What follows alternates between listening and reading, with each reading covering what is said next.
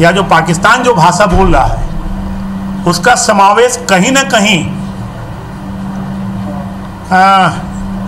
इस जन घोषणा पत्र में दिखाई दे रहा है। और मुझे आश्चर्य है कि इस घोषणा पत्र में जीएसटी के बारे में कि हम सरलीकरण करेंगे। इस जीएसटी काउंसिल का मैं सदस्य रहा हूं और जीएसटी लागू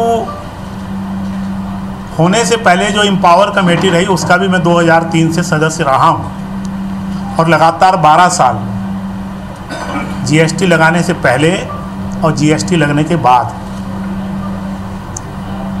जीएसटी जो काउंसिल है उसमें सारे राज्यों के वित्त मंत्री, वाणिज्य कर मंत्री उसके मेंबर हैं और केंद्रीय वित्त मंत्री उसके अध्यक्ष हैं। तो उस काउंसिल में कांग्रेस के भी वित्त मंत्री रहे हैं और अभी तक जीएसटी काउंसिल के जितने भी डिसीजंस हुए हैं वो यूनानिमस हुए हैं, कभी भी वोटिंग के आधार पे नहीं हुए। तो मुझे एक बात समझ में नहीं आती कि जहां जीएसटी काउंसिल में कांग्रेस की सहमति है और जिस प्रारूप को बनाने में कांग्रेस का समर्थन है, आज उसके बारे में विरोधाभास क्यों? कभी उसको गब्बर सिंह टैक्स, कभी उसके लिए वादे करना।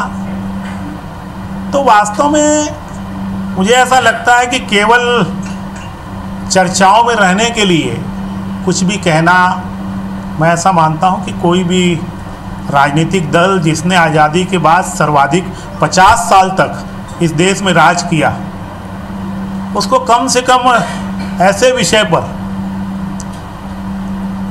ये कहना चाहिए कि नासमझी का परिचय नहीं देना चाहिए। इसके साथ उन्होंने एक बात और कही कि इस जीएसटी में से हम राज्यों, नगर पंचायतें और स्वायत्त संस्थाएं इनको भी हिस्सा देंगे।